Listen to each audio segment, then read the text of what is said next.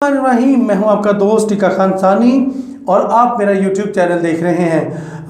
आज 10 फरवरी 2021 है। चूँकि सरकारी मुलाजमीन ने ऐलान कर रखा था कि 10 फरवरी को पूरा इस्लामाबाद जो है, यहाँ पे पूरे पाकिस्तान से सरकारी मुलाजमीन इकट्ठे होंगे और एहतजाज करेंगे। बुनियादी तौर पर आज जब सरकारी मुलाजमीन का एहतजाज हुआ तो पुलिस की तरफ से शेलिंग भी की गई और पाक सेक्रेटेरिएट के गेट बंद थे। उसके बाद उनको खुलवाने के लिए शेलिंग की गई।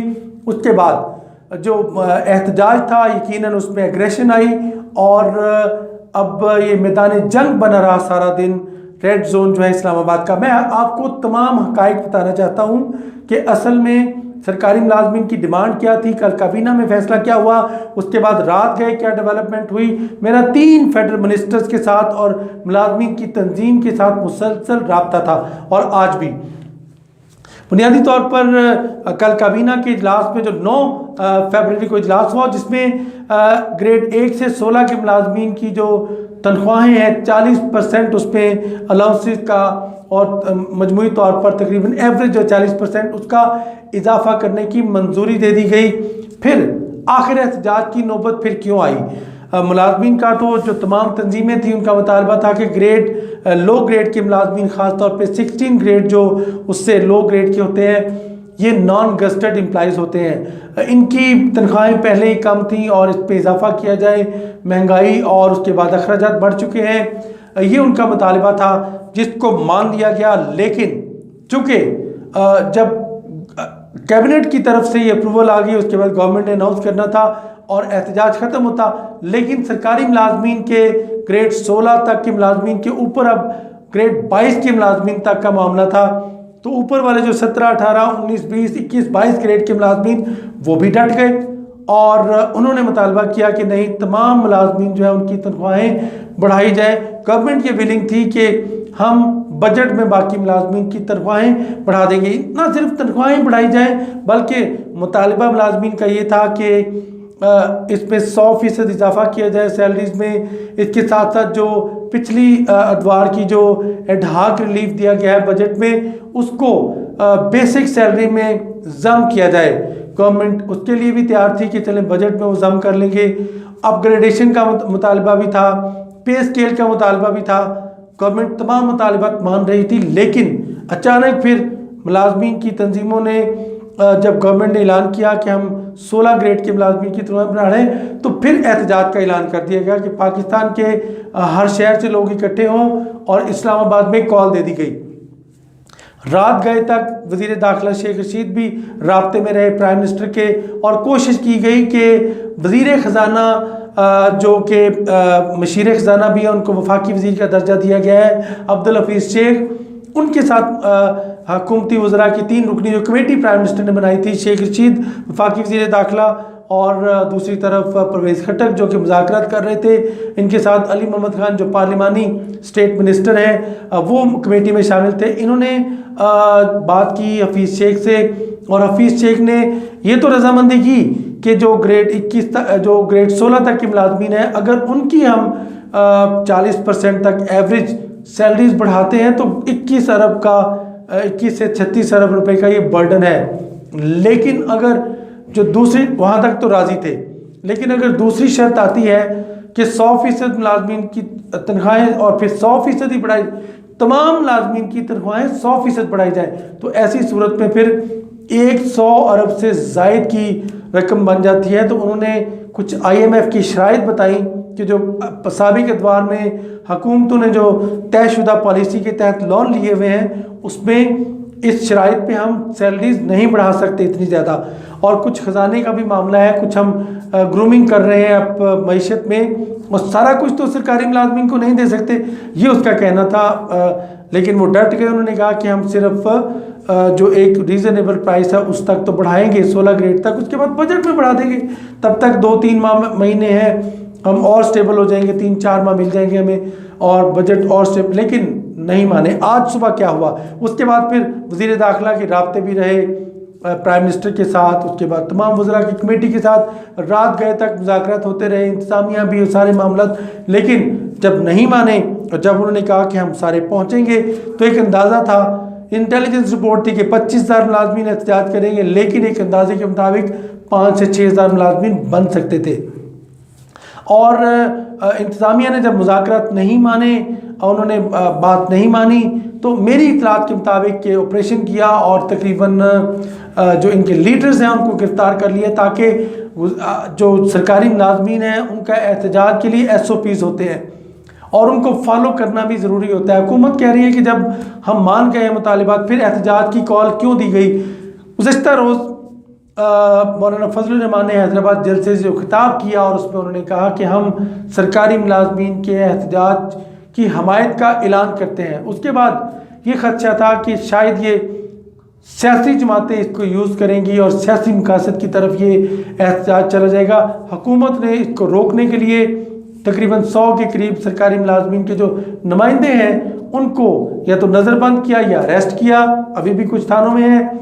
और उसके बाद ये कोशिश थी कि इस एहतजाज को कम किया जाए, स्ट्रेटजी थी कि इसको कमज़ोर किया जाए और महदूद किया जाए, ताकि आमदोरफ्त मुअत्तल ना हो लोगों की और शहर चलता रहे और इनके मुतालबात भी साथ मुज़ाकरात होते रहे। ये कोशिश थी हुकूमत की। आज सुबह जब सुबह हुई तो सरकारी मुलाजमीन के ही कुछ नुमाइंदों ने या कुछ लोगों ने सेक्रेटेरिएट में दफातर को ताले लगाने शुरू कर दिए सुबह 8 बजे, और सेक्रेटेरिएट के पाक सेक्रेटेरिएट के गेट अंदर से बंद कर दिए। अब ना तो वफाकी सेक्रेटरी, ना एडिशनल सेक्रेटरी, ना जॉइंट सेक्रेटरी, ना डिप्टी सेक्रेटरी, ना SOs, ना छोटे मुलाजमीन, ना सुपरवाइज़र, ना सुपरटेंडेंट, ना क्लर्क, कोई भी अंदर दाखिल नहीं हो सकता था। कुछ अंदर थे और कुछ बाहर। जिसके बाद चूँकि गवर्नमेंट पुलिस होती है, वज़रा ने भी जाना होता है अपने अपने दफातर में, और गवर्नमेंट ने कोशिश की कि इनके साथ मुज़ाकरात करके खोला जाए, लेकिन जब नहीं माने तो फिर पुलिस हरकत में आई और पुलिस ने शेलिंग की। शेलिंग के बाद फिर ज़ाहिर है मैदान जंग बन गया मामला, और शेलिंग होती रही, उधर से पथराव, इधर से शेलिंग, उधर से पथराव, पकड़ तकड़, फिर मीडिया में भी कवरेज आती रही सारा दिन। आज TV चैनल्स में यही कवरेज देखी गई। बुनियादी तौर पर अब मेरी बात हुई है, आज वफाकी वज़ीर दाखिला से भी बात हुई, मेरी पार्लिमानी मिनिस्टर से भी बात हुई और कुछ इनके नुमाइंदों से भी, सरकारी मुलाजमीन के नुमाइंदों से बात हुई। इनका मुतालबा है कि 4 सूबों में या 3 सूबे जहाँ जहाँ PTI की गवर्नमेंट है वहाँ ये तनख्वाहें बढ़ाई जाए। इसी सूरत में हुकूमत कहती है कि चूँकि सूबों का 18वीं तरमीम के बाद वफाक से इतना इन्फ्लुएंस नहीं होता वफाक का उनके ऊपर, लिहाजा ये सूबाई मैटर है, सूबाई तंजीमें जाने, वफाक की हद तक ये मामला नहीं। अब सूबों के मुलाजमीन की तंजीमें भी यहाँ मौजूद थी और वो भी एक्टिव होगी। उसके बाद फिर लेडी हेल्थ वर्कर्स जो है वो भी यहाँ भी कुछ मौजूद थी, उन्होंने भी प्रेस क्लब के सामने इकट्ठे होकर एहतजाज करने की कोशिश की और वो भी गिरफ्त में आ गई पुलिस की, और उनको भी कुछ लोगों को डिस्पर्स कर दिया गया और कुछ के खिलाफ कार्रवाई की गई। ऐसे मामला हुआ और पिम्स के मुलाजमीन तो पहले ही एहतजाज को रोक के बैठे हुए हैं। बुनियादी तौर पे गवर्नमेंट के ऊपर प्रेशर है सरकारी मुलाजमीन का, हमारी मर्ज़ी के मुताबिक अडाक अलाउंस बढ़ाएं, जम कर दें, सैलरीज बढ़ाएं, 100% बढ़ाएं। उसके बाद गवर्नमेंट कहती है कि ये मुल्क सिर्फ सरकारी मुलाजमीन के लिए नहीं है। प्राइम मिनिस्टर ने कहा कि अगर एहतजाज पे उतरे हैं तो एहतजाज करने दें, उनका हक है करें, लेकिन तोड़ फोड़ ना करें। अंदर से जैसे गेट बंद कर दिए, ताले लगा दिए। अब इतलात ये है कि सरकारी मुलाजमीन की तंजीमें जो हैं उन्होंने अब कलम छोड़ हड़ताल का ऐलान कर दिया है, ताकि दूसरी तरफ रवाबत में है अली मोहम्मद खान ख़ास तौर पे दोनों वज़रा से उनकी बात हुई, और जब तक मेरी ये वीडियो मैं रिकॉर्ड कर रहा हूँ उससे पहले तक की बात है कि प्राइम मिनिस्टर तक भी पैगाम पहुँचाया गया। कुछ गवर्नमेंट चाहती है फ्लैक्सिबिलिटी दिखाएं, कुछ मुलाजमीन को कहा गया है कि वो भी उनके तंजीमें भी कुछ फ्लैक्सिबिलिटी दिखाएं ताकि सलूशन की तरफ आएँ, और जो लोग नज़रबंद हैं या थानों में हैं उनको आराम से रिहा किया जाए ताकि वो अपने मामला चलाएं। अब चूँकि गवर्नमेंट का जो कार्य सरकार है वो तो अमले से चलता है और सारा अमला जो है एहतजाज कर रहा है। सेक्रेटेरिएट कौन सी जगह है? कुछ लोग जो इस्लामाबाद में वो जानते हैं, जो आते रहते वो जानते हैं, जो पाकिस्तान से बाहर या जिनको नहीं पता, ये सेक्रेटेरिएट जो है ये शहर दस्तूर के ऊपर ये जुड़ी हुई है। ख़ास तौर पे इसमें धरना भी दिया गया था, उसके आगे की ये सारी जगह है PTI की। असेंबली के साथ ही कैबिनेट डिवीजन, ऐवान सदर और उसके साथ ही सेक्रेटेरिएट ब्लॉक शुरू हो जाता है, जहाँ पे मुख्तलिफ वज़रा के, वज़ीर दाखिला के भी दफ्तर वहाँ है, वज़ीर अमूर कश्मीर का भी ऑफिस वहाँ है, पार्लिमानी अमूर का मिनिस्टर भी वहाँ बैठते हैं, रेलवे मिनिस्टर भी वहाँ बैठते हैं, आज़म खान सवाती साहब, जुल्फ़ी बुखारी साहब का ऑफिस भी वहाँ है। फिर इसके अलावा तमाम जो फाइनेंस मिनिस्ट्री भी वहाँ पे है और दीगर तमाम कॉमर्स मिनिस्ट्री, इंडस्ट्री मिनिस्ट्री, तमाम मिनिस्ट्रीज। जो नया ब्लॉक बना है मारगला रोड के साथ ही जहाँ ख़त्म होती है पंजाब हाउस के सामने, वो है कोसार कॉम्प्लेक्स। बाकी सारी religious ministry, anti narcotics ministry, health ministry, Ali Zaidi साहब की मिनिस्ट्री वो वहाँ पे है। फवाद चौधरी साहब की मिनिस्ट्री जो है ये प्राइम मिनिस्टर सेक्रेटेरिएट के बिल्कुल सामने इलेक्शन कमीशन के साथ जुड़ी हुई है। तो यकीनन अगर वो जो शहर दस्तूर अगर बंद होती है तो फिर ये तमाम मिनिस्ट्रीज़ की तरफ रास्ते बंद हो जाते हैं। और गवर्नमेंट ने रेड जोन जो डी चौक है उसके आगे इंतज़ामिया ने, इस्लामाबाद इंतज़ामिया ने अब रास्ता तो ब्लॉक कर दिया है कंटेनर लगाकर, ताकि लोग आगे ना बढ़ें। कोशिश है कि इसको किसी तरह अफ़वाम व तफ़हीम से मसले को हल किया जाए। डिस्ट्रिक्ट एडमिनिस्ट्रेशन भी अपने तौर पे इसमें कोशिश कर रही है, लेकिन ये एहतजाज पहले दिन की बात नहीं। हर मरतबा सरकारी मुलाजमीन बजट से कुछ अर्सा पहले मुतालिबात करते हैं और वो चाहते हैं कि उनकी तनख्वाहें बढ़ाई जाए, लेकिन चूँकि इस दफ़ा इस बजट में उन्होंने जब एहतजाज किया तो गवर्नमेंट के कोविड की वजह से मईशत के हालात बहुत अच्छे नहीं थे, इस वजह से सरकारी मुलाजमीन की तनख्वाहें नहीं बढ़ाई गई। अब दूसरा साल आ गया तो यही खदशा था कि शायद इस साल भी ना बढ़े, तो उन्होंने सरकारी मुलाजमीन ने भी खामोशी तोड़ी, हुकूमत के ऊपर प्रेशर बढ़ाया कि अब चूँकि हुकूमत पहले ही दबाव में है तो क्यों ना इससे फ़ायदा उठाएं। और सरकारी मुलाजमीन पूरे पाकिस्तान की तंजीमों ने कहा कि हम मिल के एहतजाज करते हैं। तो 10 फरवरी को कॉल दे रखी थी इस्लामाबाद को बंद करने की, 1 लाख तक के लोगों को बुला रखा था, लेकिन गवर्नमेंट की स्ट्रेटजी ये है कि सरकारी मुलाजमीन चूँकि एहतजाज कर नहीं सकते, वो पाबंद हैं एक ज़ाब्ता इखलाक के, हुकूमत के SOPs के या फिर बाई लॉज, इस तरह एहतजाज कर नहीं सकते कि वो सड़कों पे आए। उनके एहतजाज का और तरीका है कि वो मुज़ाकरात करें, कमेटियाँ बनाएं, हुकूमत के ऊपर प्रेशर डालें, अपने इन्फ्लुएंस इस्तेमाल करें, महदूद सा एहतजाज भी करते हैं, एक टोकन एहतजाज। लेकिन चूँकि आज बड़ा एहतजाज था इस वजह से शेलिंग करनी पड़ी, रात गए। देखिए अगर सरकारी मुलाजमीन की 40% सैलरीज बढ़ती हैं तो उस तरफ पिंडी में फ़ौज का भी ख्याल है कि 40% भी फ़ौज की भी बढ़नी चाहिए। ग्रेड 1 से 16 के जो सरकारी मुलाजमीन हैं वो तो फिर फ़ौज की तरफ भी, ग्रेड 16 से बिलो जितने भी वहाँ पे सिपाही हैं, लांस नाइक, नाइक, सूबेदार, जिनका भी ग्रेड 16 है, फिर वो भी उस जुमरे में आते हैं। लेकिन फ़ौज की अपनी तनख्वाहों का निज़ाम है।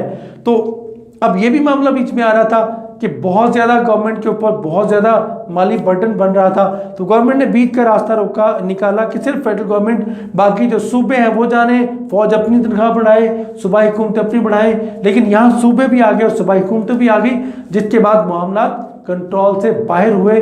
तो शेख रशीद मुतहर्रिक हुए। शेख रशीद ने रात गए, उनके राब्ते थे और वो कोशिश कर रहे थे कि कंट्रोल रूम अब अपने घर में ही बनाएं या फिर मिनिस्ट्री में बनाएं।